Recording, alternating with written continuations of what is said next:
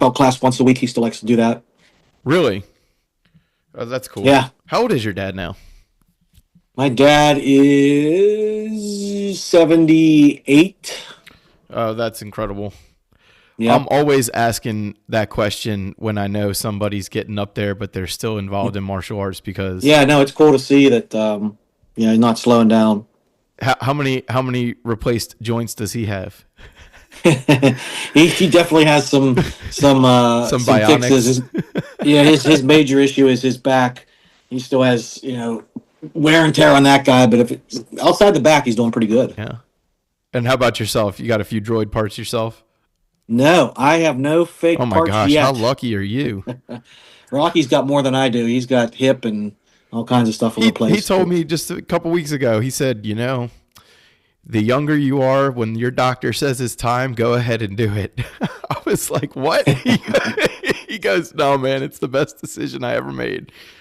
But He said he did it pretty young. I don't know how old both of you guys are, but you don't look senior. Yeah, getting there. Hey guys. Yes, correct. Hello. Hey, how are you? I'm well. Sorry for the delay. No, that's okay. Rocky, this is Alan. Alan is the owner of the Saber Martial Arts Company, and nice to meet you, Alan. He's been a Saber wanderer, if you will, for many years. So he's been out your way. He knows some of the people like Patrick and so forth. So it'll be interesting conversation today. I'm already recording. I'm greedy like that, so I already started. I've got my ADHD. My ADHD has me looking at the background in your room. It's on an angle. I feel like I'm in like Batman's lair. Oh yeah, and there's a TV screen here too. Oh, that's a TV. That's what it is. That's a flat screen. That's gonna drive you nuts probably. No, it's okay. Now that I know what it is, now I figured it out. I live at a wedding venue, so this is the groom's ready room. And this is where I record because in Bumble, Ohio, there's no such thing as internet. So what do you mean you live at a wedding venue? So I live on a farm, and on this farm there were some pigs a long time ago, but now there aren't. So instead of oink oink, we go I do. So basically, Alan's been here. There's about 5 buildings on the farm here. There's a farmhouse that I live in. There's this old warehouse that we've turned into an event hall, and then we have a couple of structures and an Airbnb and stuff. So, yeah. You ever need to stay in Ohio, somewhere far outside of Columbus? Here I am. Now I know. Well, you never know. We're always booking. My other business, I'm always booking comedy shows somewhere across the United States. Well, I give good discounts for dojo rats, so there you go. All right. So let's go on the road. I guess we've got a test already in the books there, Alan. We don't need to do our normal test. We've got some B-roll to test with, and it sounds good to me. I'm already peaking on my level, so that's great. But we have a couple of very special guests. We've been teasing them for a couple weeks now because we've been working for a couple months now on a very large project that they will be able to explain a lot better than I will. We have Sensei Bill Viola Jr. and we have Sensei Rocky Whatule. I think I said that right. From the Kumite Classic that we're going to be at the Arnold Sports Festival in Columbus here. And I appreciate you saying that well. Bill was on an interview once where the host actually said my name wrong, and he thought it was so much fun to just keep letting him say it wrong. Never corrected him. I wasn't even on the show. I'm listening. I'm like, I can't believe you. He's like, I went and reinforced it. I was having fun with it. My dad. Thanks for having us, though, guys. Appreciate it. Oh no, it's so much fun. It's our honor. Before I let you guys talk up the Kumite Classic and your backgrounds a little bit, Rocky, I know you're a God-fearing man, as it were. You would appreciate this little story about getting names wrong. My dad, for years and years, we're talking decades, went to this one church, and the priest, every time he gave him communion, my dad's name was Andy, but every single time he would say, "The body of Christ, Stan." And my dad just never corrected him. Just for like 35 years, he was Stan to this particular priest. So, to this day, he's Stan when he gets communion. We had a similar story. Bill's father is the sensei, and we grew up like brothers. Okay. But I think I think Shihan had a similar story where we were talking about one kid and he goes, "What? I thought the kid's name was Brian." Like he just and the kid never corrected him. He's like, "Brian, get over here." And like, okay, let me just keep going. Well, with that, let's talk. So the Kumite Classic. This is the 25th year. What's it all about, and what's it been all about for you guys? Whoever wants. Why don't we start with you, Sensei Bill? Sure. Well, 25 years has gone by quickly. I still remember the vision when I first came up with this idea. I was just graduating college. Had a bad car accident where I had fractured my neck and I was injured, Oh. and I had to stop. I had to stop competing for the first time in my career. So I was kind of depressed and looking for something to fill my time while I was in rehab and everything. And one thing led to another. Um, I came up with a vision to do a martial arts extravaganza, something similar to what we're going to be doing here at the Arnold Classic, but doing it in Pittsburgh. Mm-hmm. And I combined that with a road trip with Rocky. We went out to LA Nice. to learn the entertainment world and learn that business.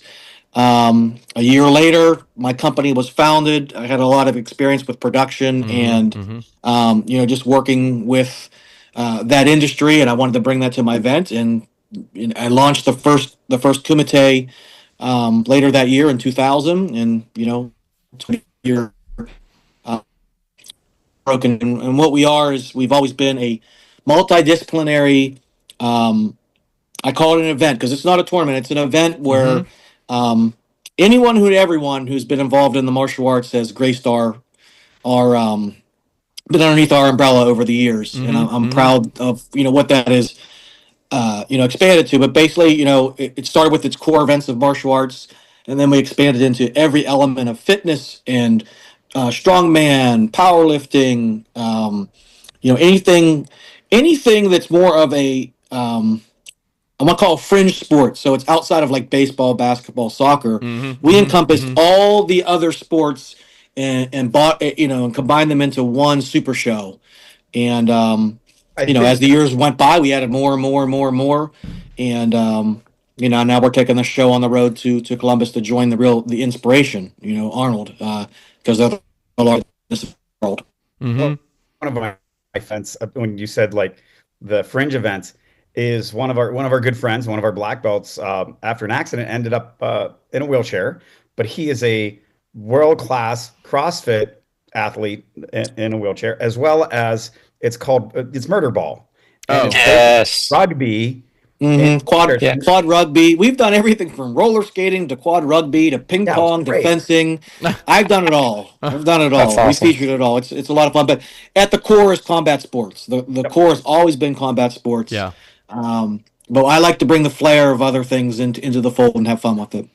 That's why we're very excited to be bringing you guys in. It's going to be just another level and layer of just ultimate combat entertainment. Yeah, Absolutely. it's kind of been our dream for a long time to have, well, I will say access, if you will, to like a serious martial arts tournament.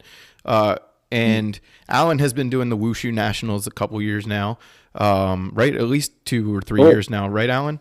He'll be doing that the week after the Kumite, actually. He'll go right back to Phoenix and do that there. Nice.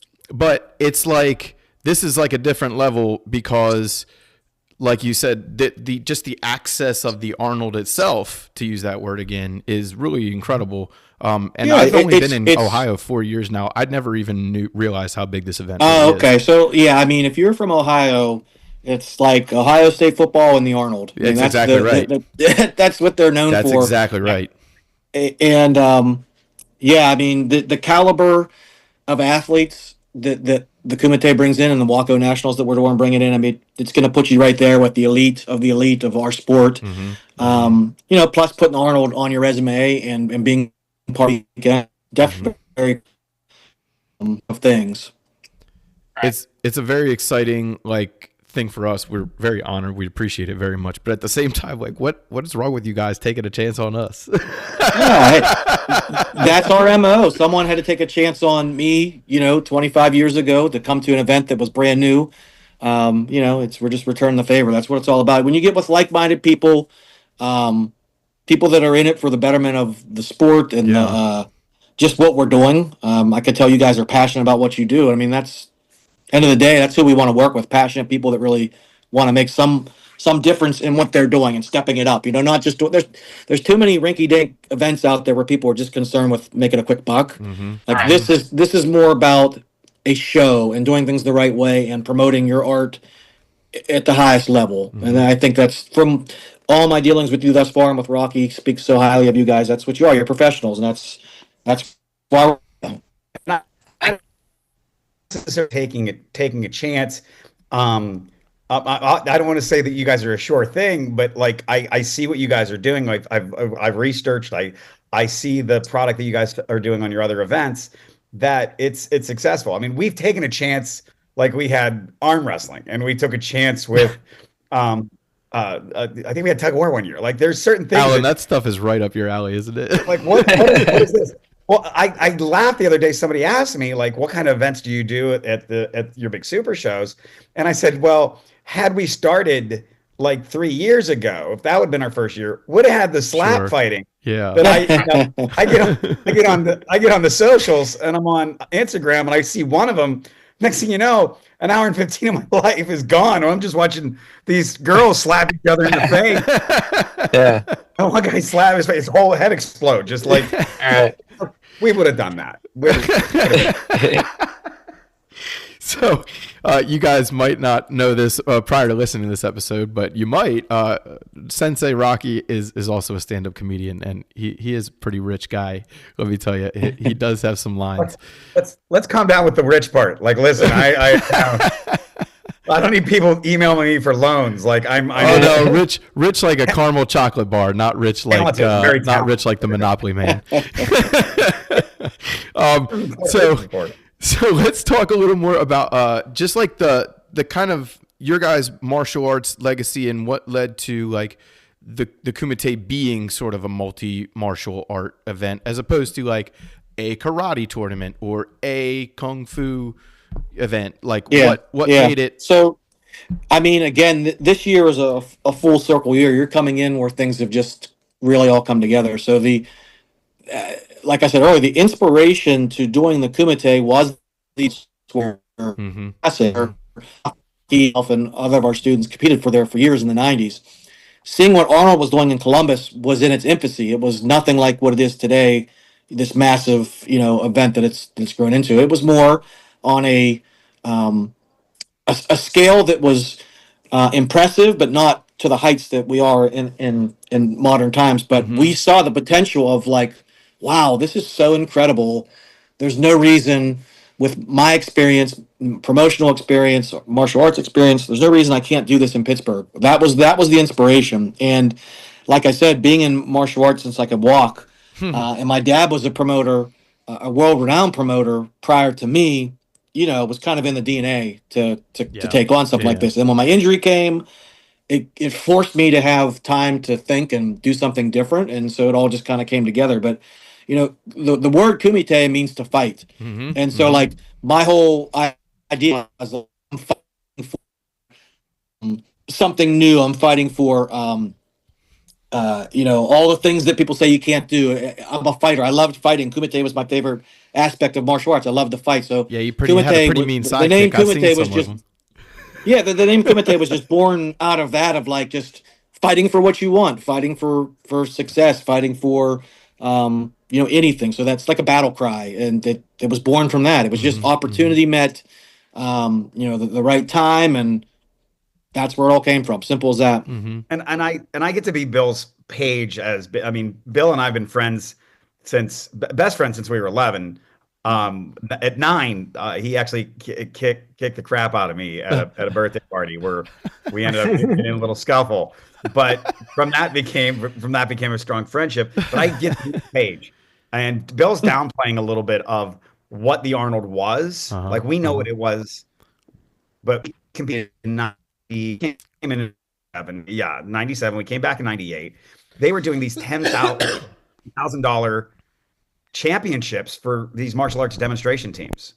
And so when you go in, the level of caliber of talent they had was off the charts. Not just the celebrities that were walking around that you could take pictures with, but the people that you could even step into the ring with and be like, these guys, I've seen these stuntmen in movies. Yeah, and not to cut Rocky off, but like the allure back then in the mid '90s, Arnold at that time was the man as far as like action stars goes. That was his peak of, he was as high celebrity as you could get back then. And so like for us to rub shoulders with him and to the one of the allures was, oh, you're going to be an Arnold Schwarzenegger movie. You that we're all in. And we had 3 rules of focus. It was like we were training every day, we were practicing a day, we were a well-oiled machine. We ended up taking the top team in the United States and number 3 in the world. We got there,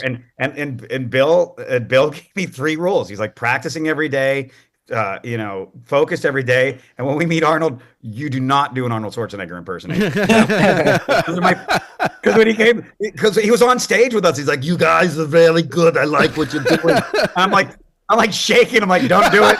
Don't do it. Scratching at the neck. Yeah, exactly. But it was a phenomenal experience. And then when he says it planted the seed. Those days planted the seed to do, what they did there in Columbus. And now we're bringing our show full circle to Columbus to work with him. It's very, and so tag off of when Bill said his dad was a promoter again. Bill's very humble. He'll brag about me. I brag about him. That's what we try to do. But Bill's dad wasn't just a promoter. There's the documentary. If you haven't seen it, go watch Tough Guys. Tough Guys is available on Amazon. And that is the documentary about the birth of MMA. Bill Viola Sr. and Frank Caligiuri are the 2 gentlemen that sat around one day and said, hey, who would win in a fight? Would it be a wrestler? Would it be a boxer? Would it be a martial artist? Would it be a karate guy? Would it be a kickboxer? And they promoted it. I'm not going to tell you more than that because you got to watch the documentary because it is an amazing film. I can tell you this. There's a feature in the works. So we'll be looking for that in the next, hopefully next 12 months. Oh, that's cool. And, Nice. But when Bill says my dad was a promoter, those are some giant shoes to fill. And I remember when he sat down, he's like, I want to do this. Yeah.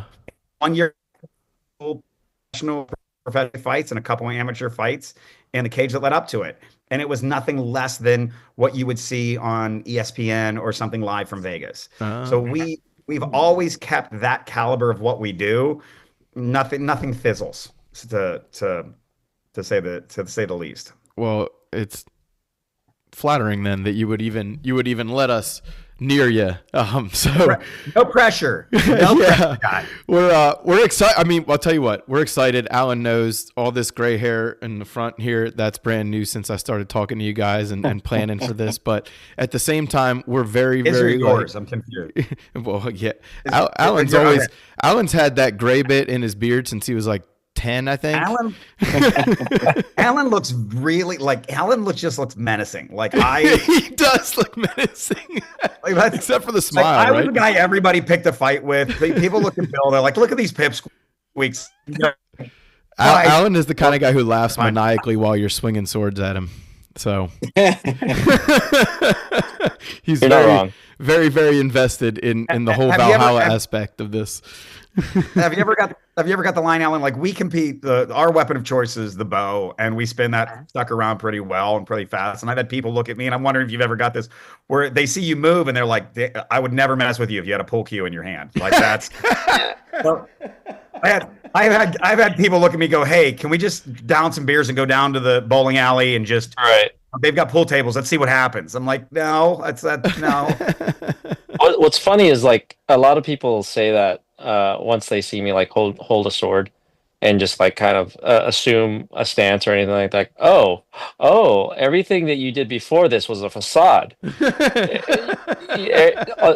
nice guy and the guy that's always smiling and stuff. Oh my God, you are dangerous with that thing. Yeah, he likes to hit people a lot. Play out I play down the tough guy stuff. Uh-huh. I mean, maybe when I was a teenager, I was very much like, don't mess with me sort of thing. But nowadays, especially, I'm kind of like Goku, where I suppress my power before before the fight. Then I take off my weighted clothes and then.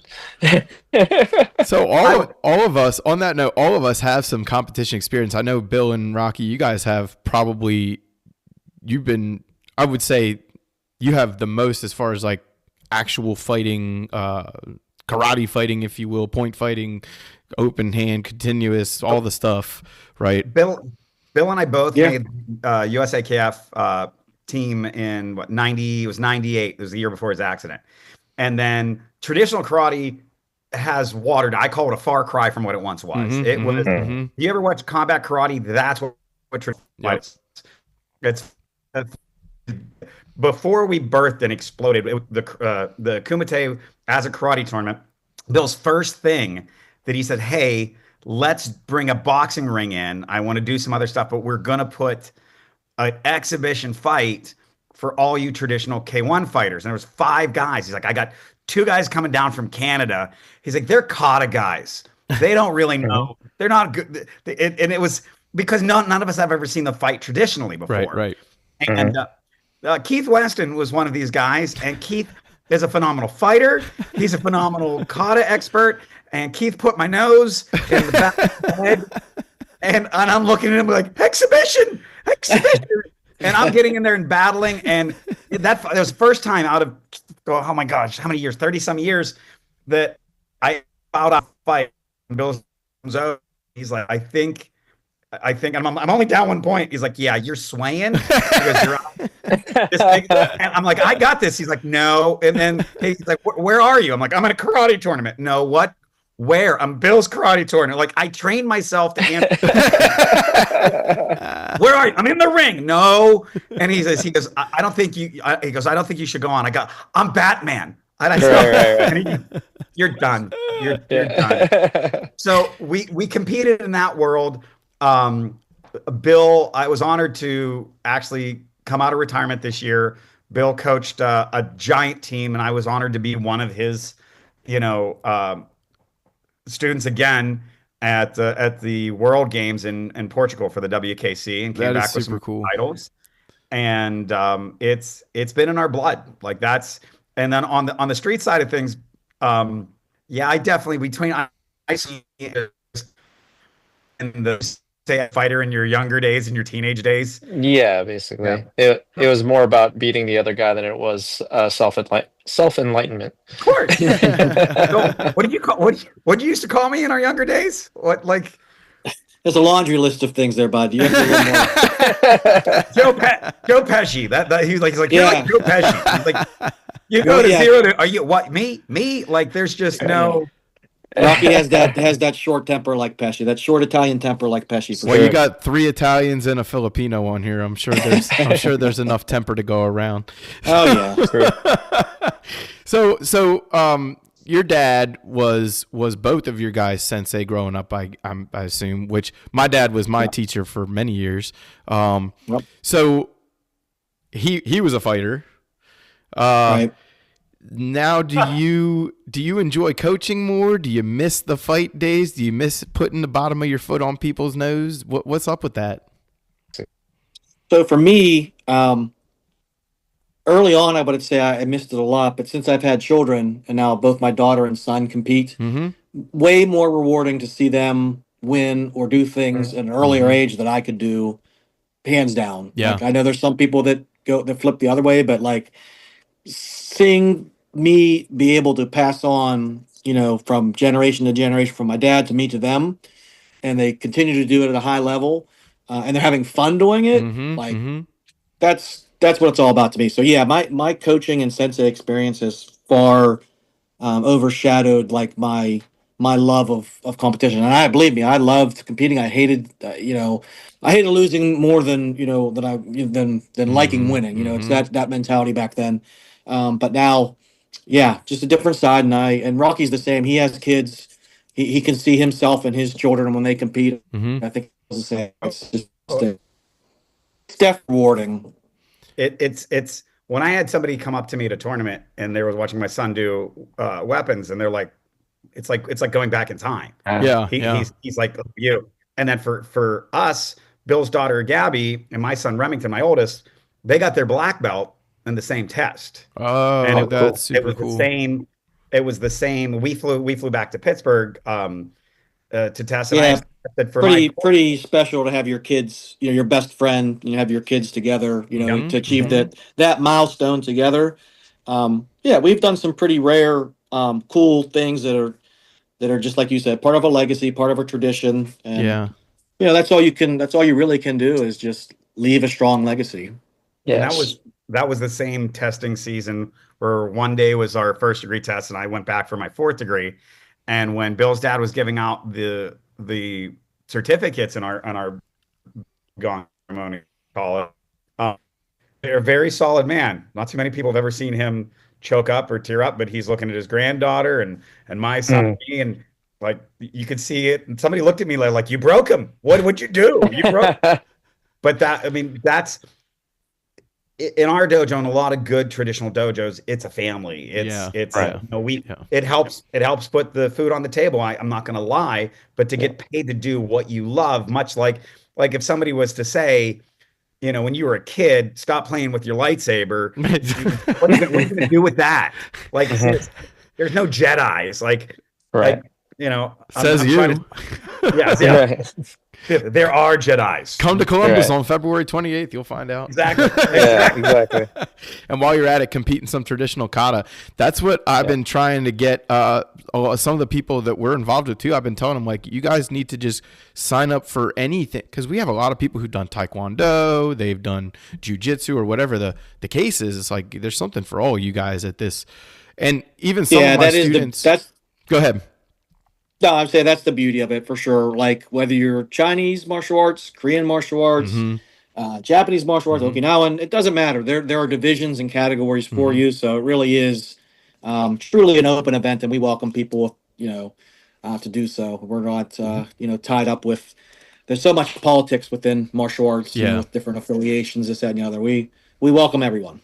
Well, you That's can tell awesome. that too with like the Wako divisions. It's and I'm sure we'll talk about this a little bit, but that's like kickboxing. So let's say you train at like an MMA gym, which is where I coach now. That's something for you too. You don't necessarily have to have a black belt in something. You could just be somebody who trains in martial arts all the time. Correct. Levels. So you start at point, then you go to semi-contact, then you go to semi-contact with leg kicks, then you move up to, full contact, K1, the whole deal. You can start as light as you want and go as heavy as you want. And that's, very rarely do events have the full gamut of being able to do point all the way up to knockout. And we're also bringing in this year, for lack of better definition, what they're calling point MMA. So it's MMA fights scored with points. So there's there is, if you consider yourself a martial artist on any level, there is something for you at the Kumite this year.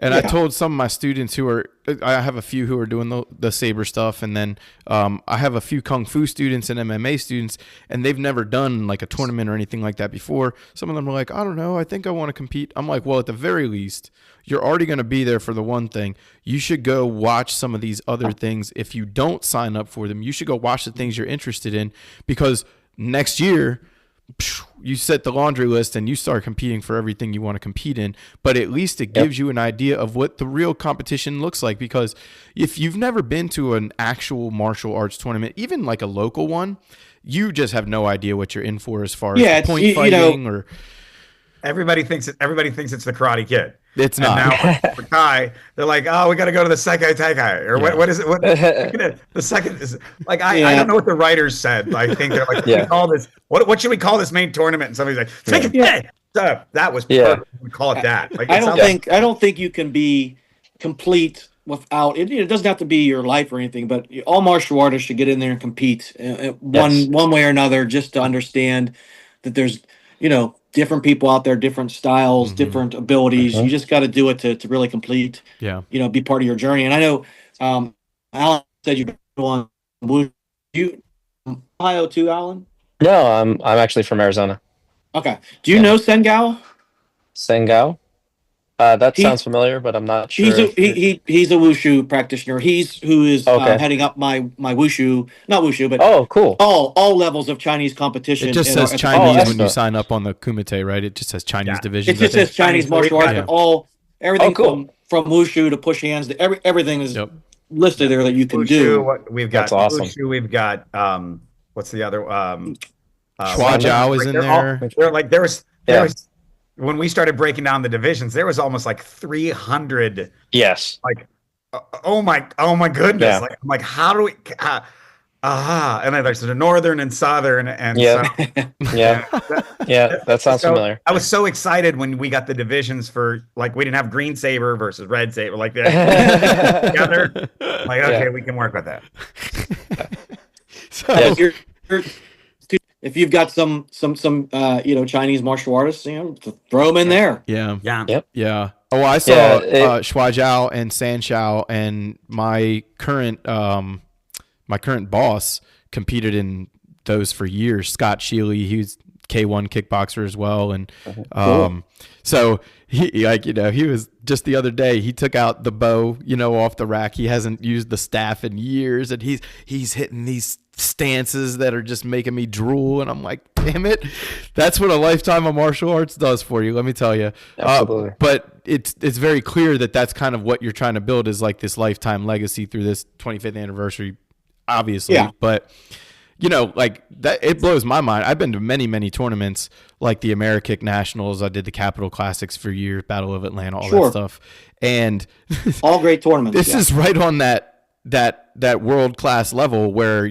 but as far as I can tell, even more varied as far as the amount of martial arts that are going to be represented there. Yeah, it's definitely diverse. Those are all great tournaments. They focus just on one specific style, basically sport karate. Yeah. So we're kind of sport karate on steroids.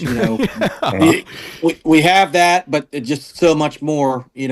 Opportunities for the different levels of contact. So it's all good though. Wako, let's talk just a little bit about Wako, because to me it's an intriguing part of the whole tournament. What is the Wako involvement? What is what level of what is that all about? Yeah. So WACO is the current national governing body for kickboxing. Mm-hmm. They got International Olympic Committee status in 2021. Mm-hmm. So since then, the organization has taken a major push here in the U.S. It's much more known and popular in Europe and other places. Mm-hmm. They're representatives. Awesome. And they're extremely organized. And this is, if you want to be an Olympic athlete in kickboxing, this is your only avenue. So if you're that serious, then we're hosting the nationals. This is a one and done, your only opportunity to make the U.S. team. So our adult athletes that win at the Kumite in the WACO divisions will go to Abu Dhabi in the fall to compete for the World Championships for adults. And then our junior competitors that place gold or silver at the event in Columbus will go to the Dominican Republic to compete for the Pan American Championships. Wow. So it's very high stakes and prestigious for the athletes that are that want to be Olympic athletes. So that's what WACO is all about. I'm assuming that would be on Fight Island in Abu Dhabi. Yeah, I don't know, but that sounds about right. The other about is higher level of tournaments, and Bill just came back from Hungary with four or five of the students. Unlike regular tournaments, are much like a Saber tournament, where you win one round, you go fight again. You win the next round, you go till we get a winner. WACO, you fight on Monday. If you win, you're going to quarterfinals on Tuesday. And then you win, and you're going to semifinals on Wednesday. So you fight one. It's a week long. They're week long tournaments. Now, obviously, Columbus is not going to be like that. It's the team trials to get to that level, right? But I mean, if you make the team, it's a very prestigious title, and then you can take your show on the road and try to compete with the world's best. And that's all kinds of stuff too, right? Like I noticed it's not just kickboxing per se, but they also have like weapons all the levels and forms of contact. And stuff too. So you can qualify any of the levels of point, continuous, kick lights, full contact. Yeah, they're selecting the team for all the divisions. That's super cool. Very, very cool. And Yeah. we've had team members that have placed, they take the top two, and we've had team members who have placed in both like light kick, continuous and point. It's you could represent the U.S. on all levels if you qualify, if you win. So it's going to be fun. So how long has Waco been involved with the Kumite? Is this the first year, or has this been several times now? So I've been involved with Waco for a number of years. This is the first year that we've done a full collaboration where we partner up together to make this a combination. So I promoted the North American Open in Las Vegas with in partnership with UFC Fight Week. In 2017. So that's the first time I really promoted with Waco. And then since then, 2 years ago, I was named go to the competition, and so that we slowly began closer and closer and closer, and then the Arnold, my 25-year anniversary came up, and the Arnold Classic came up. I was like, let's all do this together. So how you guys have been at the Arnold for how long then? Oh gosh, like I said, since the mid '90s, and probably only missed a handful over the years until really COVID hit, and then it stopped also, and but now we're right back where we left off. But yeah, this is our first year of basically taking the Kumite and the Arnold and putting them in one. One location. We've been that's awesome. We've been a part this Kumite has always been a Pittsburgh staple. Right. This is the first time we've ever done outside of Pittsburgh, and really the Arnold's the only choice to do something like this. If they want to work with you, I think it's something you got to step up and do. And yeah, it's a big privilege for all of us then. At least organize the expo portion anymore, because in Pittsburgh I'd have to do everything from A to Z. They've got that handled with, my goodness, they get 100,000 people through the main expo. So that's going to be an experience on Excel. Once you do the martial arts and everything, you go over to the expo portion. It's just like that's a day in itself. Now, correct me if I'm wrong. Registrations and spectators, that includes like a base admission to the Arnold Festival as well. Everyone that comes to the Kumite will get their wristband that gets them into all Arnold. That is so cool. Events, and the main expo is the most important one. That's where you're going to want to head over, and it's about I think it's like 2.1 miles away from where our venue is, so everything's real close. But all the Arnold takes over Columbus, like stuff is happening all over the place. The entire city, they're like in 30 different venues. It's crazy. And that's awesome. And like years ago, back in 2000, I think it was like in 2. And so honestly, Rocky, the first one we went to in '97, the whole thing was at the Veterans Memorial, which I don't even know if it's a thing anymore in Columbus. I'm not certain if it's still even there. See, I've only lived here 4.5 years, but I've been with my wife for 15 years. So I've been you guys have been coming to Columbus longer than I have, but even just in the last 15 years, it has changed drastically. It has urbanized greatly. It's gone from always prestigious and super cool to just a booming place. And the cool thing about the evolution of any sport with martial arts, as you guys all remember, everything was paper and pen. And so years ago, the whole computer software changed the whole world of martial arts. And we were so excited we get to introduce you guys to Mad Action. Oh my gosh, we're so excited about this. Which is such an amazing from start to finish. Like you guys seen behind the desk. Like when we were there, the seamlessness of it and the flawlessness of it is just amazing. A lot of the athletes that come in nowadays, they're spoiled. I go to a tournament. You showed up at 9:00 when it started. Why? Because you didn't know when you might go. Right. Maybe exactly. Start with your age group today. Right. Or if you're an old guy, like just pack a lunch. You're going to be here for a while. Everything from registration, everything changes in all sport. Which is good. But we're excited to just move with the evolution, to move with the changes, to be a part of, what'd you say, Bill, the animal, to be in charge of the animal. Well, there's a lot of tournaments listed on Mad Action when you go to register, and I'm going to put a link in the show description so that anybody can register for any of the stuff at the Kumite through Mad Action. But even just to start an account on there, it takes you 5 minutes, and you can see like if you're interested in even just watching a martial arts tournament that might be in your region, boom, there's a lot of them listed there. And like I said, I've been competing in a lot of these tournaments or coaching for them at least for many, many years, and I didn't even know about this service until Rocky told me about it, which is, it's mind-blowing how much, like I was just talking to Ron this morning. I was like, man, I don't want to bug you, but, and like 5 minutes later, he sent me a message. He's like, oh, it's all taken care of. Don't worry about it. I think one of the things I'm kind of glad it wasn't there when I was younger, because I would always try to eye up my opponent. And Bill, who's that guy? Where's that guy from? Oh, look at his patch. What school is he from?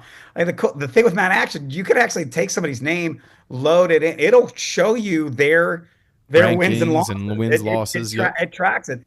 And even Wako your win loss level. Bill, do they do the same thing with Tatami? Or Sure, yeah. So you know how many times you've won. I use round numbers. How many fights? About 2,000 tournaments. Yeah. To do the math, they're like, can't be that many, and then you do the math, you're like, oh my gosh, I think it's more. Like I did the math once from the day you start as a white belt till you get your black belt. How many reverse punches alone you threw? Yep. Half a million. Half a million. I'm so glad you said that. So many listeners need to hear this. Yeah, like in our dojo, it's like, why do you throw so many punches? And I'm like, so you can throw one right, because it's muscle memory. And that's how I always taught it, right, Alan? And that's how it was taught to me. That's how Bill was taught. And we taught it. Today's my birthday.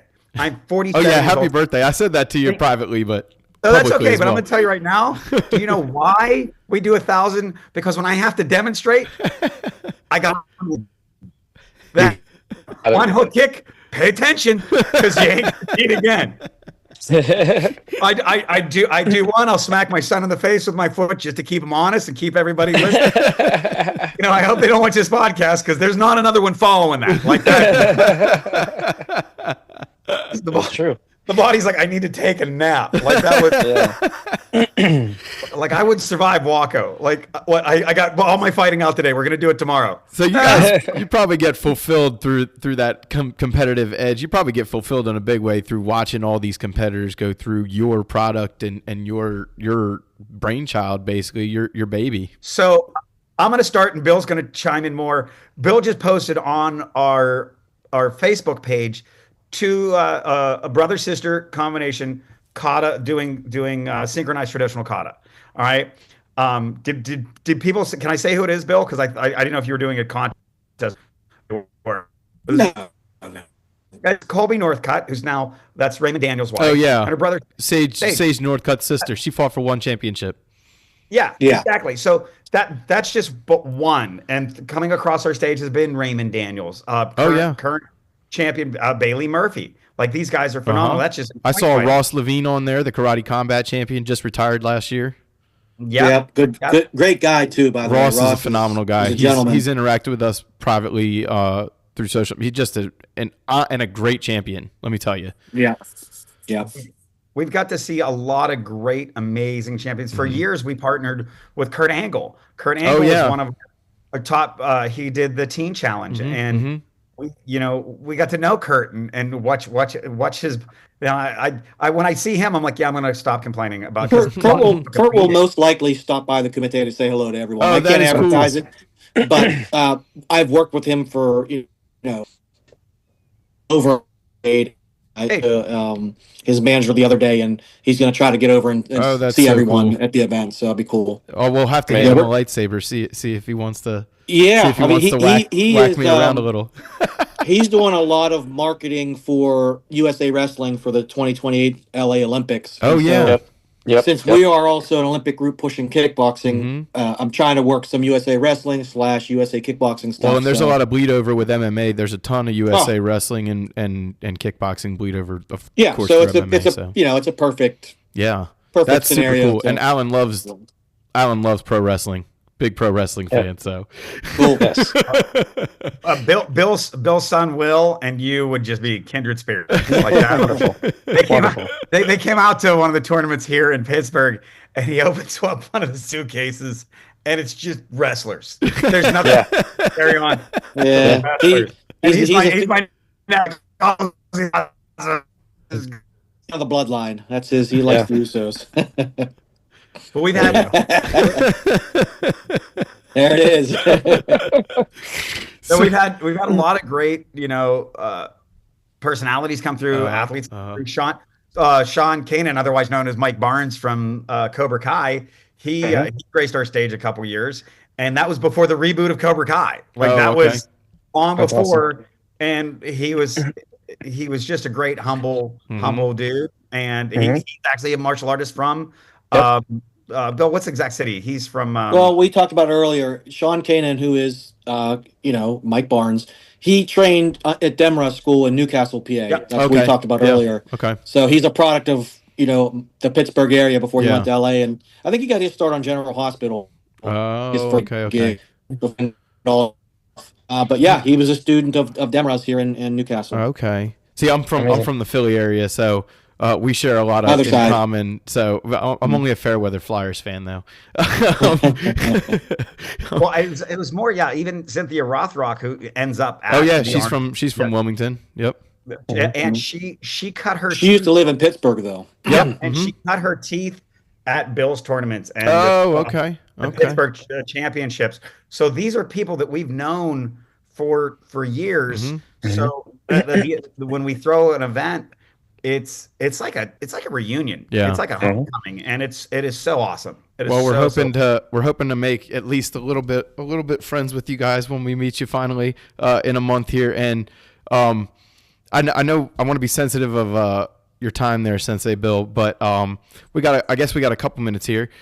Sure. So why don't you give us like a little bit of your like credentials, so to speak? Like give us like your martial arts quick bio, if you will. Like what style or styles have you trained in? What's your belt rank, all that stuff? Yeah. Real quick, I am a second generation black belt. My father opened our school in 1969. One of the first and now probably longest running dojo in the Pittsburgh area. So as soon as I could walk, whether I liked it or not, that was the dojos. I always referred to it as my daycare when I was growing up. But I fell in love with it. Competed my entire career on every circuit imaginable. Was able to rise to the top, of my class and in multiple divisions and circuits. And then from there, founding the Kumite. I'm an accomplished author. I love to write. I have a number of books. Okay. They're available there. You heard about the documentary that's featuring my dad. That was actually based on a book that I wrote. Awesome. And then the name of the book. I'm like a publicist. The book is Tough Guys. The name of the best-selling self-help book right now out there is Common Sensei. Common Sensei. Which, okay. Based on two generations, all for common sense. It's a great.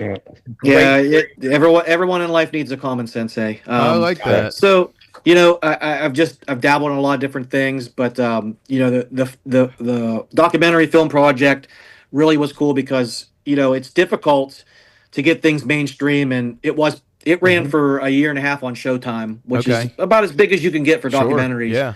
So I was proud of that, and now Rocky said it's available on Amazon. Executive produced by Morgan. Executive on that. He passed away. Yeah, Morgan Spurlock.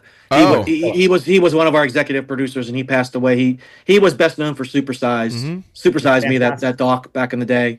I didn't know he passed away. He did, yeah. But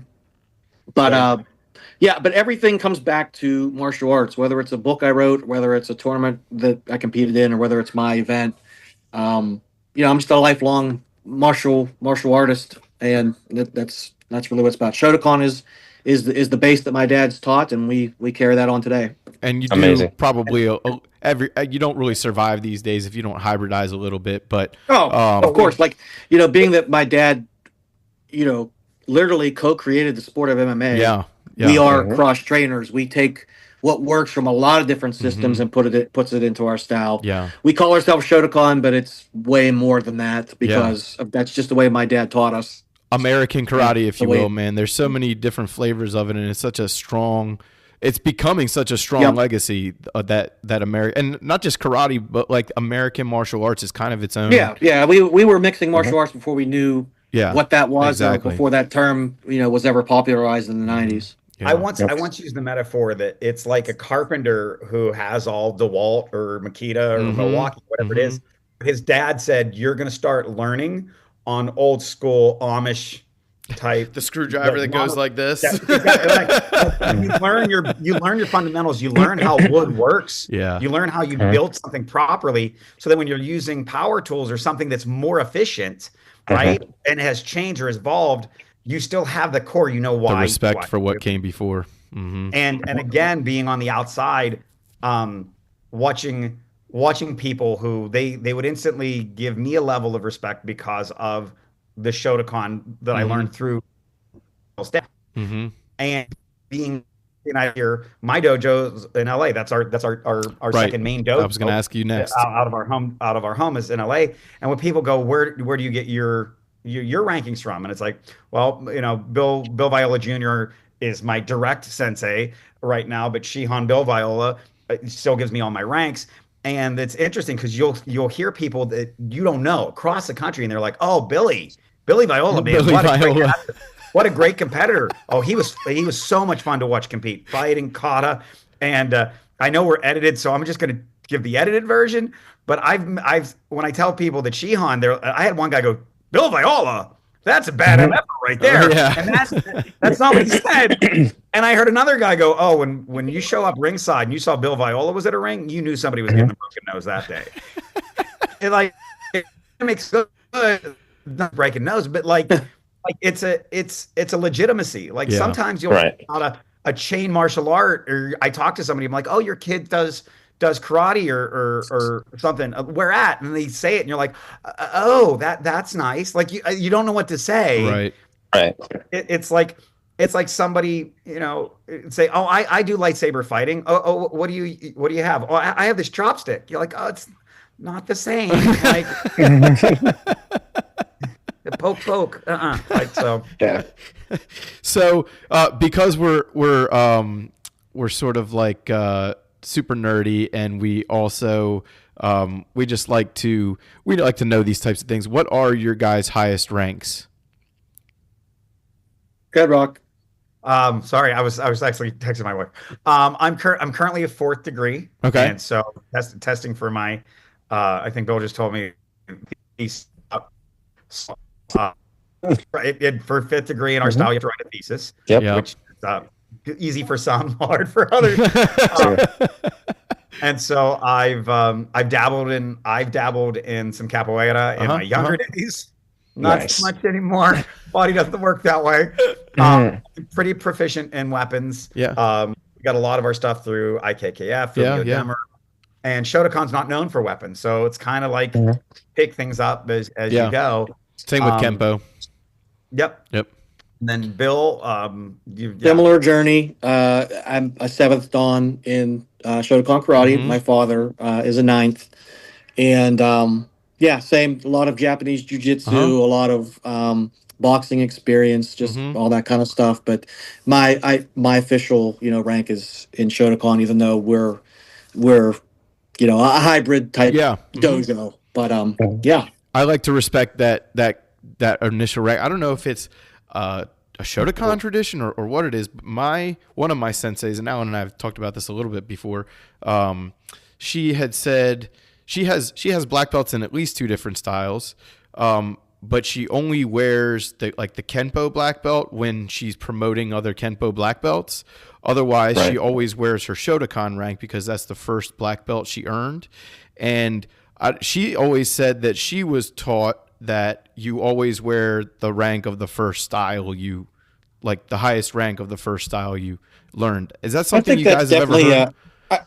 I've never heard that, but it makes sense. I think personally, it's everyone is different. So for me, that I'm part of a family tradition that is Right. now 3 generations. It's always going to be that belt. If I never stop learning. I'm not really concerned with rank or belts. In other things, I like to learn Right. it. Sure. But yeah, I'm always going to be my favorite show to help else. Does their time moves on to something else. They may just wear Yeah. whatever they felt the most connected with. Yeah. But I think Right. to each his own. Yeah. That's I cool. Yeah. That's a yeah, good answer. I had my students when I got my third degree, I had my students award me, well, not award me, but they went out and got me one that actually has our school name embroidered on it, mainly because my original black belt was falling apart. Well, now That this one's means you've falling been apart, wearing it. and I went back to the original one that I had because I'm like, well, that's still got a little bit more life into it, right? But the funny thing is, I can share a little funny anecdote, is the original back when we got our black belts, they weren't embroidered. They were Right. plain, and then you could get them embroidered. So I never wanted to get my original one that was awarded to me embroidered. That's up on my plaque. That was given by Shihan. So Bill, for a birthday present, got me one that was embroidered. I panicked. I freaked out. I'm like, Bill, what am I gonna do? And he's like, listen, we'll just wear the first one. And I go, can I get another one with my name on it? He goes, we'll order you one. All right. So I ordered one. I forget where it came from, Japan. I had to wait for it. And so then I started wearing the one with my embroidery on. And I thought, okay, well, Shihan will never know that I lost my belt, right? Until somebody found the belt and read in Japanese, oh, that's Allegheny Shotokan, and mailed it to him. Oh no! He calls me in his office. He goes, "Is this yours?" I recognize instantly. That's not like the one I just left in the locker room. That's the one, right? And I'm like, so proving once again. So how many push-ups did you have to do then? Oh, a lot. Like, I've been surpassed, but at one point in time, nobody did more knuckle push-ups at our dojo. You were favorite. Oh yeah, gentlemen. I don't know if you have a last question for me, but I do have to go teach a class in 2 minutes, so I just wanted to give you my warning. I apologize. No, you're totally fine. We do want to let you go. Last question. What's your favorite pizza topping, Sensei? I like the pineapple. I'm a pineapple pepperoni guy. Nice. Okay, and what color lightsaber would you ask for if we hand you one at the Kumite? Oh, definitely yellow. All right, we'll find you one. All right, I like those. Thank you very much, sir. I know you got to go. You got to teach. We always want to be respectful. And Rocky, if you got a few minutes, we'll just grab you for a few more minutes here. Yeah, you guys can cut it up. Hey, appreciate everything. Looking forward to seeing you guys. Thank you very much. We appreciate all of everything you've been doing for us as well. Thank you, sir. Take care, guys. See you later. Bye. So Rocky, all right, we're talking a little bit about ranks and tradition and things like that. So, being a traditional guy in a modern world, okay, you're also a comedian. So you have pretty thick skin, but you're also you're a badass in your own right. So what is like martial arts, comedy? Like you're an artist. So what is this all about for you? Like this Musashi path that you run? Ooh, I like that you called Musashi path. It's there's a lot that I will. You spin a lot of plates, right? Yes, a lot of plates. Like I spin 5 rings. That's what I should say, and so a lot of I don't embrace in a fight that I know I definitely can't win. I wish I would have actually implemented that in my first marriage, because there was a lot of arguments that I knew I couldn't win, but I just kept going at it. But for me, what makes your dojo different? What makes your teaching style different? And I'm like, you can't explain it. You can't explain it. People walk out and they're like, you're 100% right. Whether it's my ADHD or what. I used to be able to do the same jokes 5 nights a week, touring all over the country. Now I have the same audience every night of the week. I have to change things up, And I have pastor friends and we've joked about that. Like pastors tell a joke on Sunday, they can't relive that joke. It's done. Right. That's a good People point. heard that one before, Yep. right? So there are ongoing jokes, and I think I was sharing with Mark before is people remember traumatic moments or moments that made them laugh. Yeah. So I do my best to have these kids having fun, laughing. We're still pretty strict, and there's been stings. I'm actually working on a book called "The Bee That Doesn't Sting." It is the craziest things kids have in. I'll be calling you guys because it's going to be a collection of different things. And this was all because Bill's sister Addie and I were teaching a class, and she asked this one student, "Well, what do we, what does karate mean?" And his 4-year-old was like, raises his hand. He goes, "It is the bee that doesn't sting." We're like, "A philosopher? Like you're 4? Like who taught this to you?" And then we thought about it. We're like, "Yeah, God, he's ability." right. But most likely the father was probably very intellectual, and he's like, "See, we don't use karate. It's like a bee who could sting you, but it chooses not to sting you." But it was just it's so amazing. And then That is great. crazy stories that come from the joy of a dojo, and that's what I'm working on. Like I would tell the students, and again, just my own stand-up timing. I'd be like, "All right, so what does Heian Shodan mean?" And when they all look confused, I'm like, it means peaceful mind 1. Okay, what about Heian Nidon? And they're just staring at, okay, that's mind 2. What do you think Heian Sandan is? Now they're on board. They're like, it's peaceful mind 3. I'm like, good. So what does Heian Yondan mean? And they're like, peaceful mind 4. I'm like, no, that means cucumber. All right. And so they all start laughing because they realize, and sure enough, a year later, I asked, okay, who knows what Heian Yondan means? This kid he puts his hand up. Like you can see in his face, I know the answer. And I'm like, all right, he goes, cucumber. And like we all, and anybody that was not there a year ago was like, what do you mean it means cucumber? What's wrong with you? But it's those silly moments that, as an artist, it's what helps me in forms. It's what helps me. Right. I'm painting the ring with my body. Yes. Like that's how the movements are precise. There's no wasted movement. And playing hockey for years, and I played the same thing. You entirely it right. On a stage, if I'm performing for an hour, then anything that I do to derail is harder for me to bring the audience along. I have to kind of hold them like herding cats for an hour and hold their attention. If it's even shorter time, I've got to either cut out what I want to say, or I'm on like speed mode, which had managers like, you exhausted them. Like they 30 minutes, like they poor headliner you already people were laughing, you have to let them breathe. You have to so that was something I learned throughout my career. But it was karate that got me started into stand-up. I was making little kids laugh, and it was the greatest thing to watch them just be joyful and learn. And I'm like, if I could do this to adults, it would be absolutely fantastic.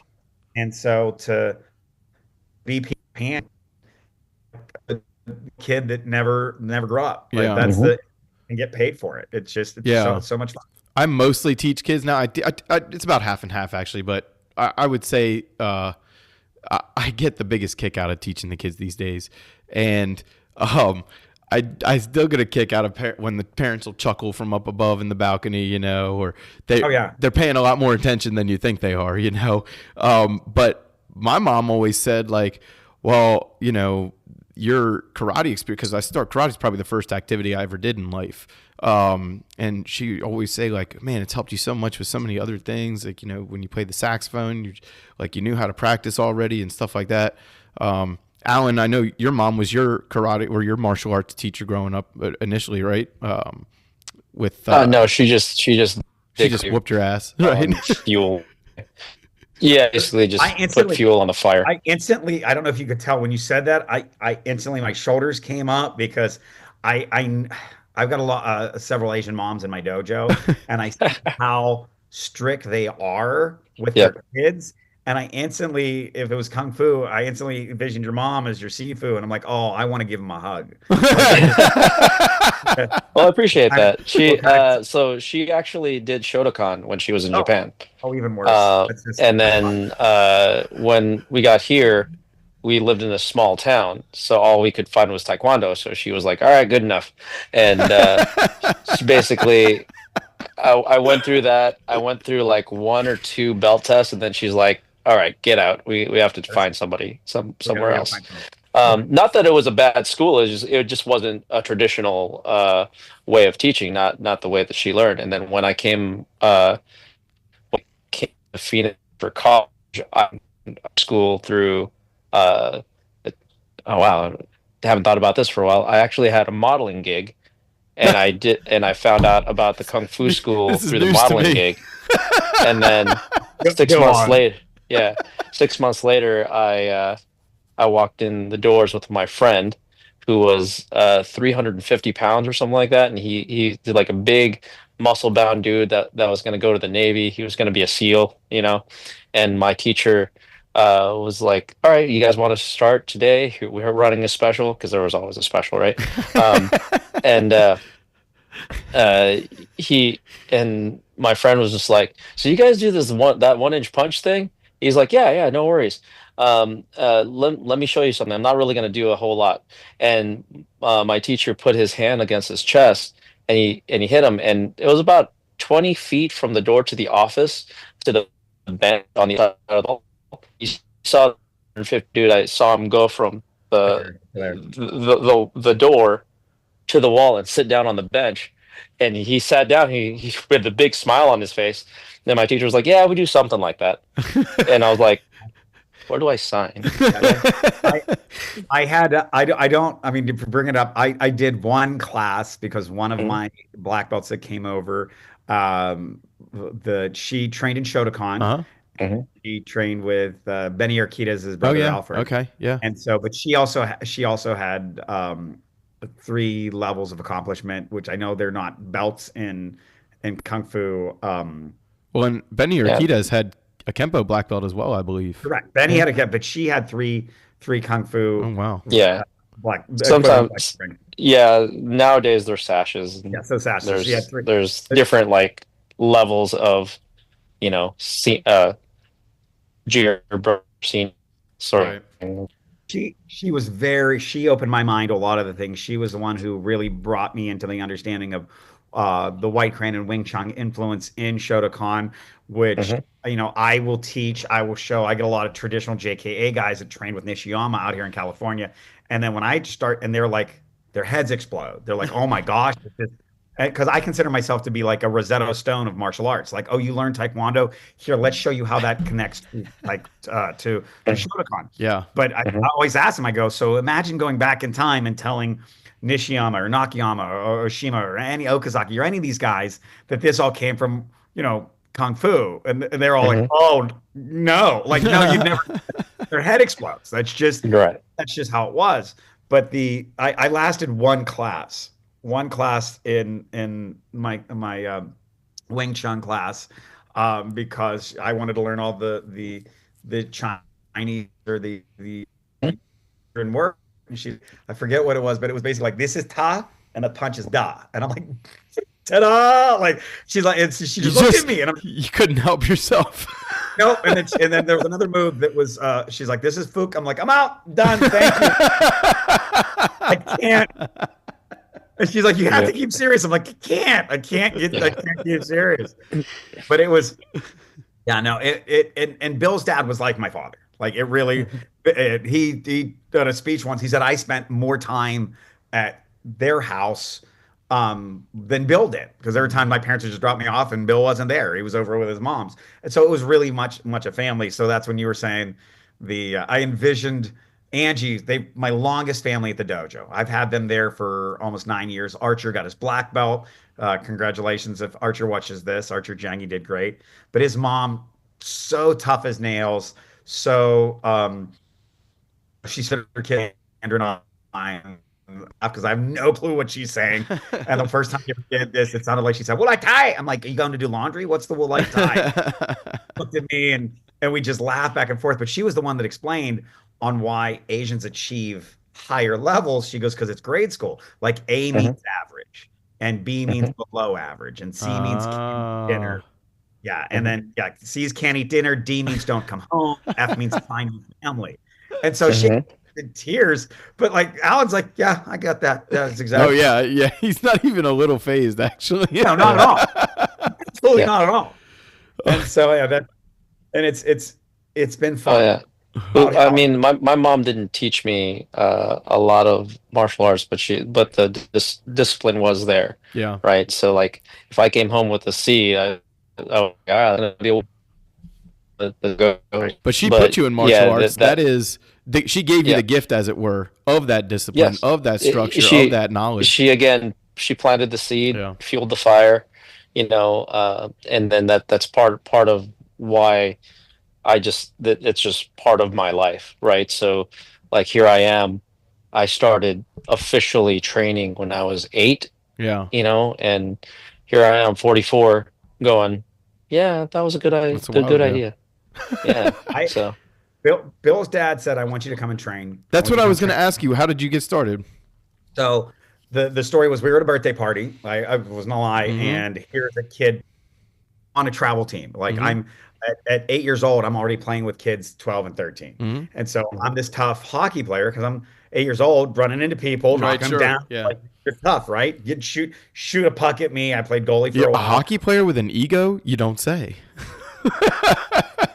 And I what you I said a hockey player with an ego. What is that? imagine that, yeah, of course, 100%. So then I meet Bill, who's not really an ego, but he's like, well, I'm a national champion.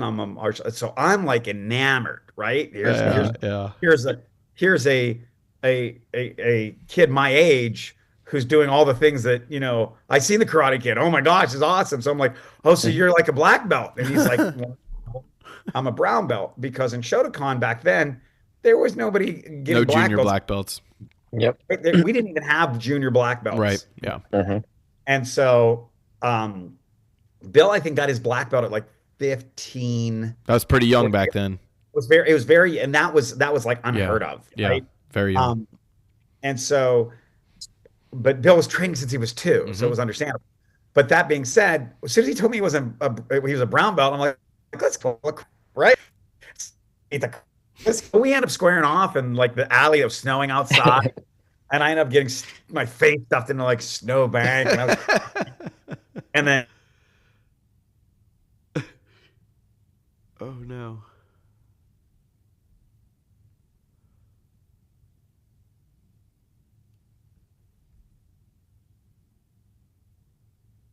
we were all friends. We all three of us were friends with each other from the age of 6, and then we finally met each other around 9, 9.5, and then around 11, just slightly over a year, I go to a birthday party, and there's Bill, and they're playing kickball in the backyard. And as soon as I walk on, you'd be like, two kids be like, it's that kid. Oh, it's that kid. It was none of that. I walked out there and Bill's like, all right, he's on my team. And it was instant. And then we were telling jokes Mm-hmm. and we were in trouble. And then ahead to the fact that we're always hanging out, and his whole life was karate, my whole life was hockey. Mm-hmm. And we'd hang out at school, and his dad said, hey, why don't you come and train in karate for a month? It'll make you more flexible. It'll make you a better athlete. You're gonna want to do this. Mm-hmm. And it's like a drug dealer. The first one's free. I was hooked. And all I ever wanted to do was be a green belt because I watched our green belts That's be funny you black. say that. That was my goal when I was a white belt. It was like, man, if All I could I only wanted. get to green belt. I just needed to be able to fight. And then man, it was a love, and I was good. I found out I was naturally good, and with forms and with fighting, and Yeah. then I'm fighting white and yellow belts when I'm a white yellow belt at the tournament, but I'm fighting black belts and brown belts at the dojo, Mm-hmm. and then when I'm a blue green belt, I'm fighting blue and green at the and I'm black belts and brown belts at the dojo. And I remember hanging out at the dojo waiting for Bill to get done with black belt class. And his dad looks at me and is like, "What are you doing over there?" I'm like, "Well, I'm just sitting." He goes, "Get on the mat." So, Matt, get on the carpet. Get in the carpet, dojo. Yeah, the old ratty carpet. It was the nastiest plaid carpet. It was awesome. It was awesome because you could see the lines and be like, "Oh, like that's my grid." It was like graph paper. Footwork was great. Your footprints probably had markings in the carpet. Oh, like there was, yeah, it was a different time, man. It was such a different. You think time. an old movie theater has a nasty carpet? Go to an old dojo. dojo. Stuff. And what was cool because of all the oil and the grease in the carpet. Oh man, I know. It might have been like you might as well have been barefoot on an ice rink. You'd slide everywhere. It took 42 years for us to replace the carpets with mats in our dojo back at home. Oh my god! Well, ours finally replaced when Bill had to use instead of renting mats. Why don't we just put them down? Why don't we just put them down and save the money? And that's how it works. But like I remember moving from one dojo to another dojo, and we got new carpet. Like that was great. I can't wait to fall on this. This has so much cushion. It's not hard. There's a whole quarter of an inch here. Now California kids hit the mat. And they're like, I'm like, oh my gosh, get up. And I always tell, like in our dojo. So I messed up my finger badly. I broke my pinky. I don't even know if I showed you this, Mark. I've seen it in your comedy reel. I've seen your little bit about that. That's what my pinky looks like. It's incredible. Yeah, so that's it's like that scene in Major Pain. Let me tell you how to take your mind off the pain. It looks like Yoda when I do this. It's like Yoda. For me, that's like a level pain. When kids get hit in the dojo, I'm like, is it worse than that? Okay. If they're like, my head hurts. I'm like, how many fingers? They're like 3. I go, how many now? They're like 2.5. I'm like, good, you're fine on the mat. Because that's did that happen in martial arts? It's actually embarrassing, but I tell it. I was playing kickball in junior high, and I'm playing like first base, and this ball comes spinning, and it's one of the greatest things if you can catch a foul ball, right? And yes. But that ball was spinning, and I'll never forget that the ball almost looked oblong because it was spinning so fast that it like kind of stretched. And when I reached out to grab it, so I caught it, but the spin of the ball still just snapped my finger. And I didn't even realize it. I grabbed it, out, stepped on first base. Hey, like I threw, because we went to school together. I threw the ball. We went to a small private grade school, right? And I threw the ball back, and I'm like, my hand feels weird. I looked down, and my pinky, it was dislocated here and broken here and just hanging. And I'm just like, and I'm running in place, like holding my hand, freaking out. And so they took me to the hospital, and they're like, we're gonna have to put a pin in it. So, and I had hockey tryouts the next day. They're like, no hockey. How do you fit your hand in a hockey glove? Not to be an ass, but no. So I taped these 2 fingers together. Yes. Right afterwards, my mom cut the gloves, and taped them together so I could stick my hand in play. I made the team, and then funny, Bill. I wish Bill was here because he used to call it the claw, because we were playing soccer for just athletics. So we had a private school, and they're like, you got a pulse? Come play soccer. Yeah. To this day, I'm a soccer fan. I was back in jail. I'm notorious for saying, "Stop your whining. If karate was easy, we'd call it soccer." And now that's how it is. It used to be if karate was easy, we'd call it taekwondo. Yeah. We can't get away with that anymore.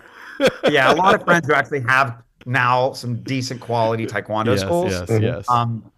But for a while there, well, that's not to crap on our taekwondo friends, but that is where the term McDojo originally came from. So, it came from, to be specific, it came from franchised Korean schools. Yes, so, actual McDonald's type situations. Yes, correct. So you're one on every corner, and then I'll actually tell an interesting anecdote about that. We'll come back, but I had a hockey glove that I would wear when I played soccer so that this soft cast wouldn't get messed up. And Bill would be like, "Here comes the claw," and I'm like, and then at first I was like, "Stop making fun of it," and then after all, I'm like, "The claw," and it was. So I gotta down the ask. field. I gotta ask you one more butthead question. Okay. Sparring gloves. What's up with sparring gloves? So with sparring gloves, they're now cupped. But before, when it was like the little things that you would like grab, like that you can see this thing just hanging out there. hanging out there. So now with the new Top 10 has them, Century has them. Yeah. They look like boxing gloves. Yes. And, yeah. And I actually had surgery in 2018 to make it look this good. Like it was.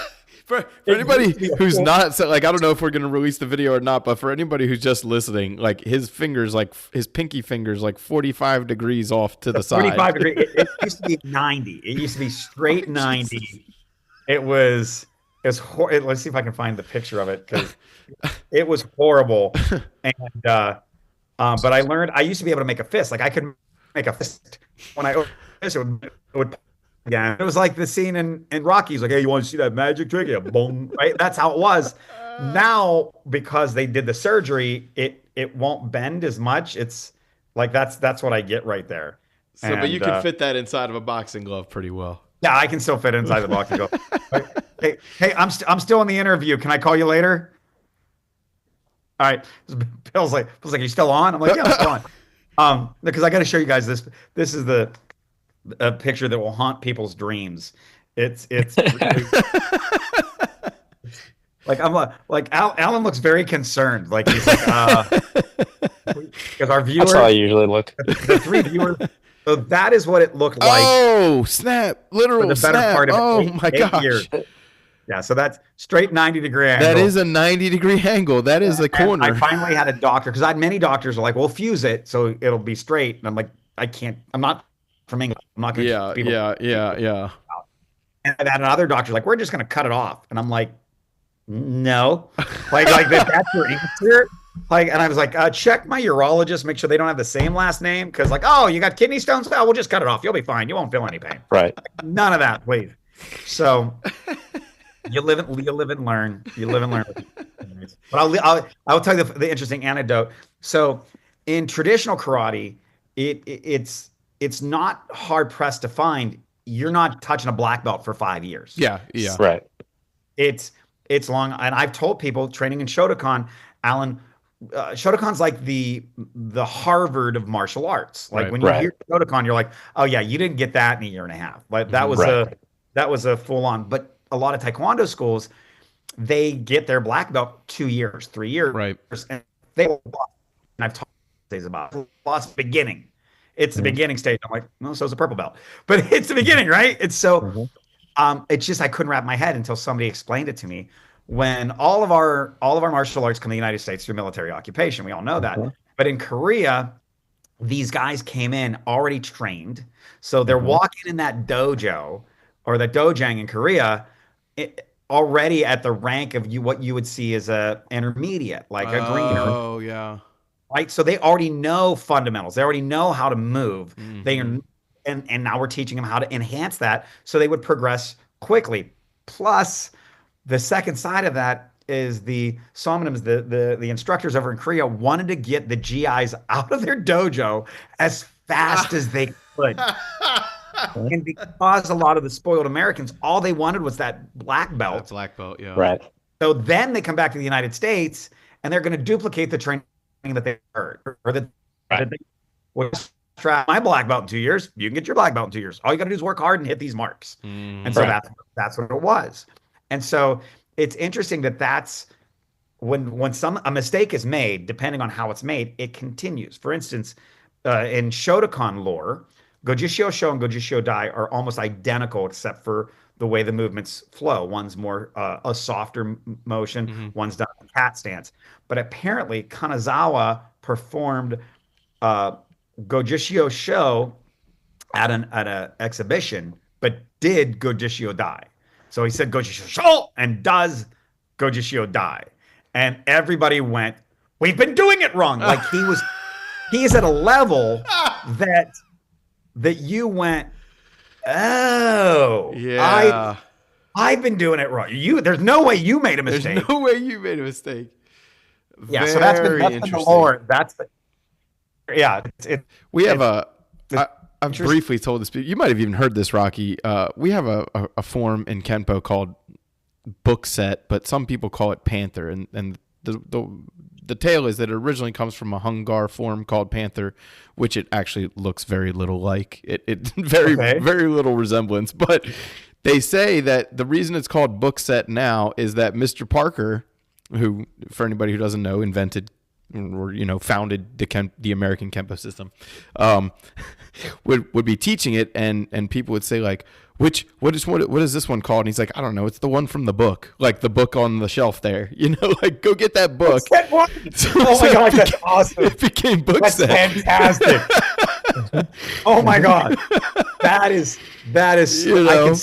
But it looks so traditional in motion and intent. Like there's not even like real like bunkai for it because it's sort of like almost too traditional. And it's the one in the book. I don't know how true that story is, but that's the story I roll with. Well, it's funny is you said the word bunkai, which is how it's pronounced. Right. And having an Italian sensei from Pittsburgh. Yeah, right. Not the bunkai. It's the bunkai. Hey, we're bunkai. Hey, it's the bunkai. So I'm out here. Which is consequently a place you go when there's a bomb going off. Oh, yeah. So I'm out here teaching karate. I'm like, we're gonna learn the bunkai, and I had a Japanese mom, right? So she was Korean by blood, but Japanese by birth. Raised in Japan, and her Japanese was beautiful and perfect, and she would train me on how to say certain things. But one day she comes up to me, she goes, "Sensei, what is a bunkai?" There's no word in a Japanese, bunkai. No Nihongo bunkai. And I'm like, bunkai, the application, the bunkai. She's like, no, bunkai. And then she goes, oh, you mean a bunkai? It's a bunkai. And so, again, that I heard, and that's how, similar story. The word teamwork in Japanese, we learned in Japanese school, actually Japanese language class, is a chimawaku. Okay. Chimawaku is how we say teamwork. And somebody broke it down. It's just saying teamwork with an accent. Teamwork, yeah. Teamwaku. And I'm like, oh my God. Like I thought I knew all these. I thought I learned second language and all these other, compound words and that's where the comedian comes out. Compound words like Yoko Gary, what's a sidekick. Yeah. So Yoko Gary, but kick itself, I would go, oh, it's like math. 2 words. Yoko is side. Gary is kick. No, Gary is diarrhea. Carry by itself is kick. Keri. Kick. Yeah, right. The word becomes a G. Yeah, that's the funny thing. Those are all going in the book.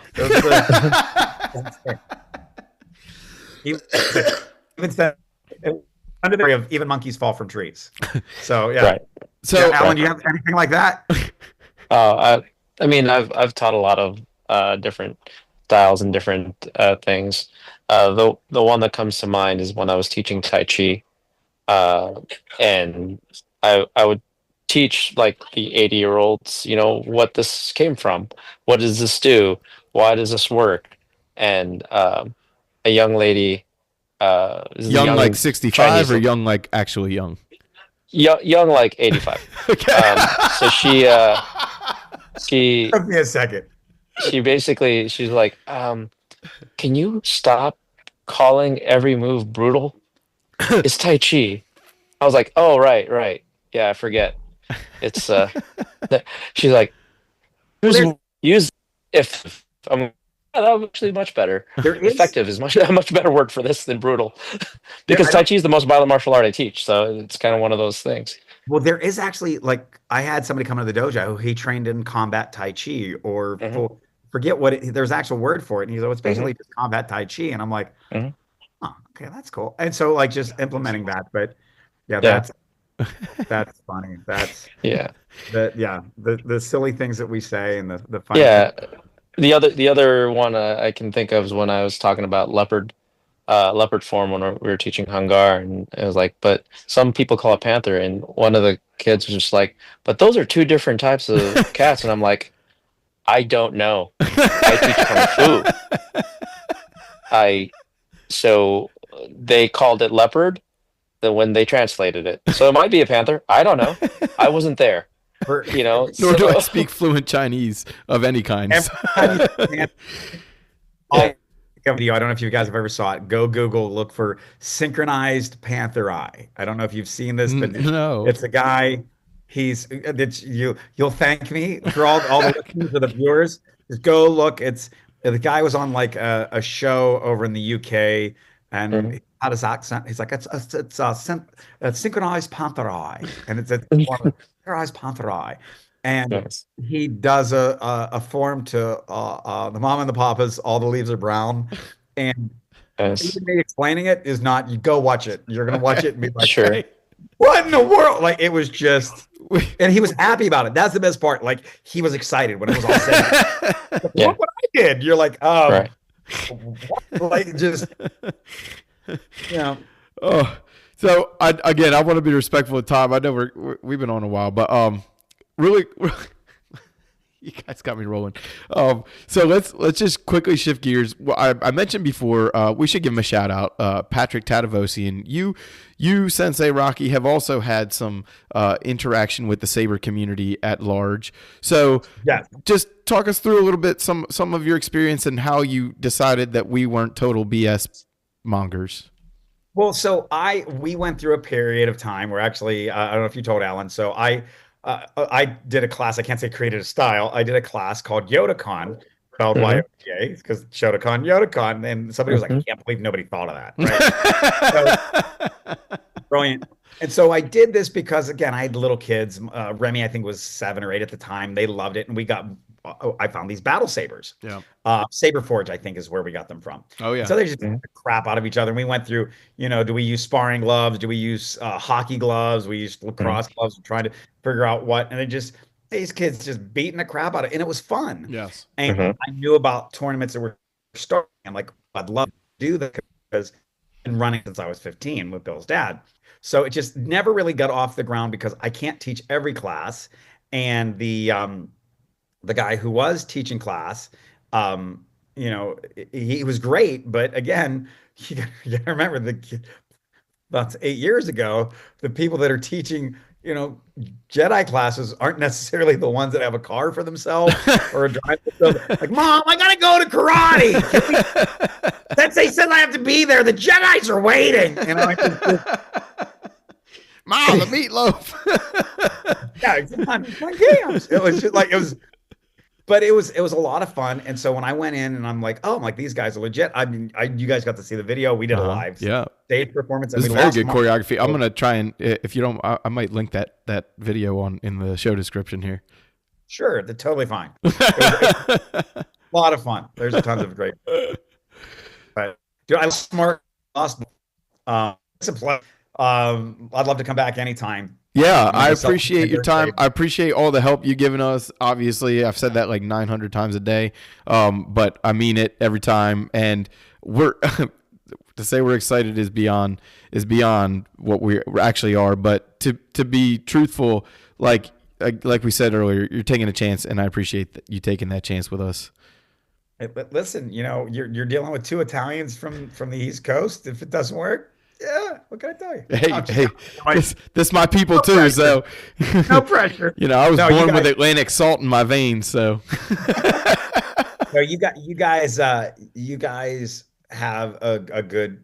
I don't want to call it a product because that sounds too business, but that's really you guys have a good event. You guys run it right. I'm excited too because here in LA, I'm always out in Phoenix for comedy shows.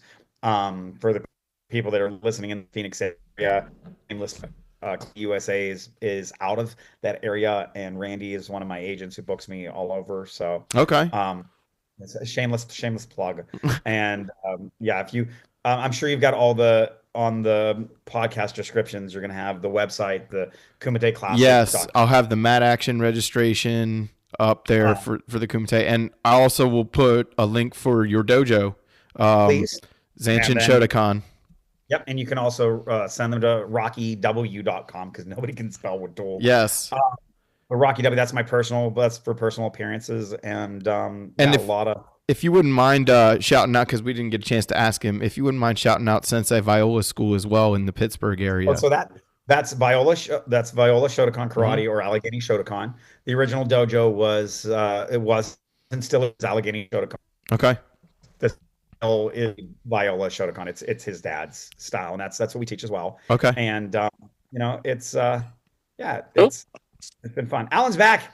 I'm Alan, back. Sorry. we're wrapping up, but I want to let you ask Rocky the necessary questions at the end here. We're just getting all the shout outs and the links, and I'll put all of this stuff in the description for you guys as well as the Kumite Reg. But Alan, well, I got to ask Sensei Bill, so why don't you run Rocky through a quick few follow-up questions here?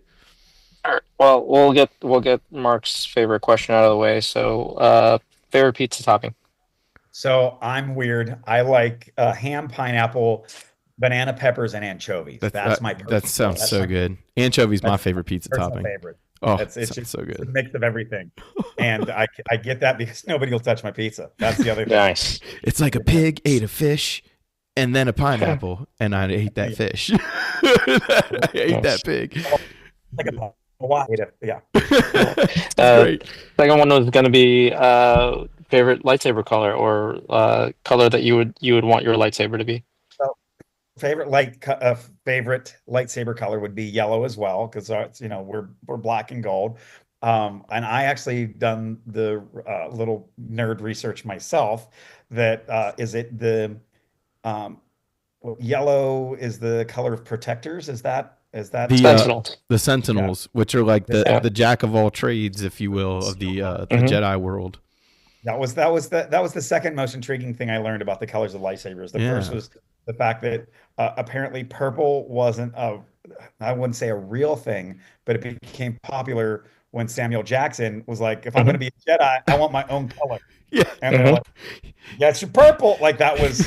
He went from I'll be a stormtrooper behind a helmet. You won't even have to show my face to give me the most flamboyant lightsaber I can have, so everybody remembers me. Right. Right. I love it. That's good. Okay, so we'll have an amber blade waiting for you at the tournament, and so then I guess we'll finish up with what is your favorite Star Wars movie, and then what is your favorite martial arts movie or martial arts film actor kind of thing? Okay, so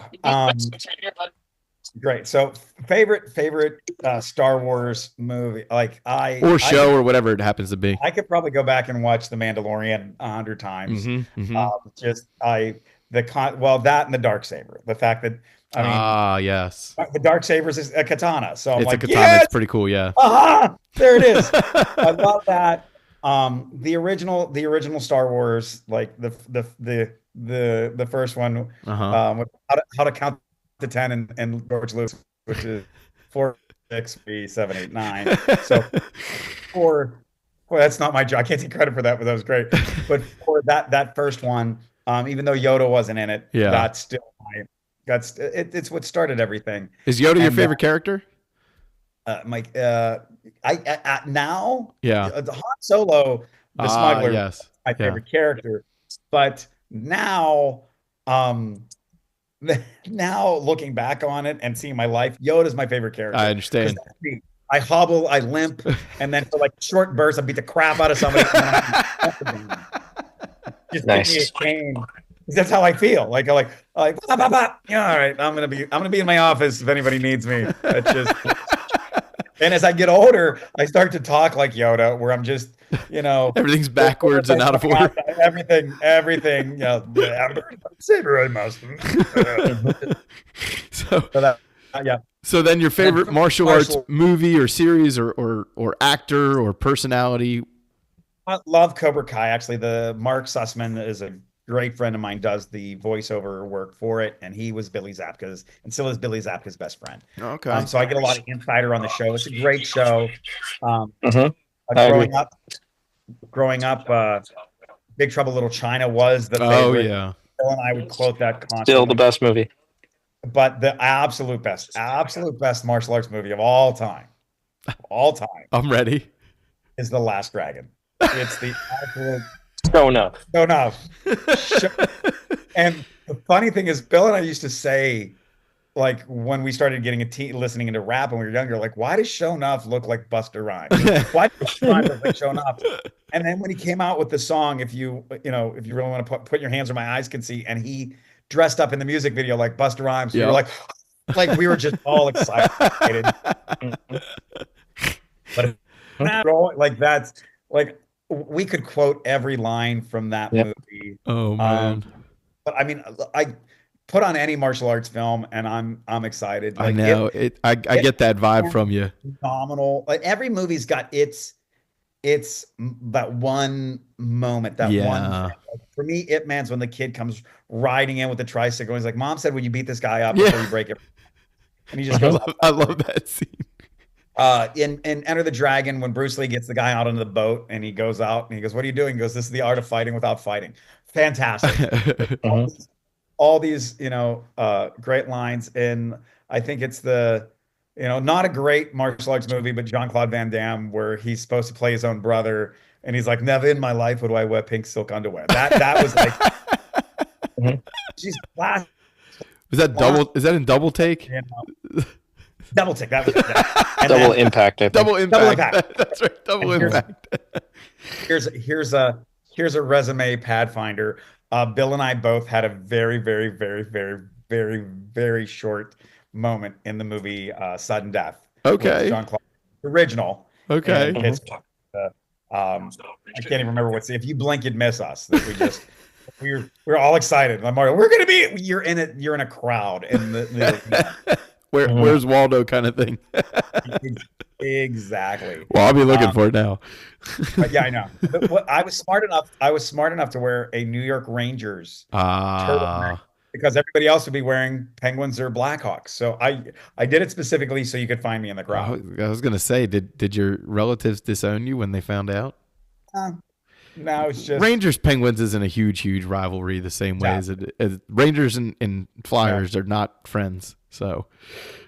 and I wore Rangers because my high school that was our color. So that's why I had okay.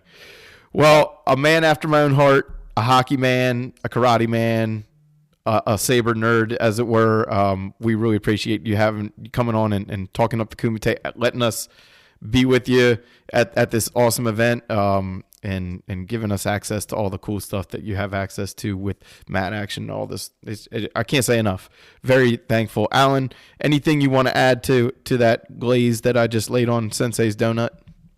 Yeah, can't wait to meet you in person. Fode will cook barbecue for you. Yeah, that's true. I will. It's we have a thing called Saber Valhalla that we do usually after every tournament. You're invited to the barbecue, basically. I would love it. We will be there. That sounds good. Awesome. That sounds you guys good. have a great day. God bless, and we'll see you. Thank you very much, sir. And for anybody listening, bye, guys. Thank you, sir. Have a good one. You guys check out all the stuff. Check out the registration in the description for the Kumite. Go to kumiteclassic.com if you want to hear a little bit or read a little bit more about the legacy. Go to sabermartialarts.life. You know what that is. That is the most important thing you could ever do with your time right now. And of course, go to patreon.com/sabermartialarts if you want to get involved a little bit more. There's memberships for everything from $0 up through club pricing, which is a little more expensive, but a lot more valuable. And of course, keep your eyes peeled if you're not going to be able to make it to Columbus. We'll be posting everything all the time on all of the I got the hiccups. On all of the platforms up to, during, and after the fact. So keep your eyes peeled for that. Then, of course, we're hitting the ground running for the year. We just had the Capital Clash. Shout out to USA Light Fencing. We'll be sharing anything that they post from there. Already have been. And, of course, the Kumite, then the Wushu Nationals. Then we've got San Diego Sabres tournaments. We've got more Saber Light Nights. It's just a wild year. So please strap in and punch it, Chewy, as it were. Sensei, Sifu, other Sensei, myself, on behalf of all of us, bring your own saber. This party's over.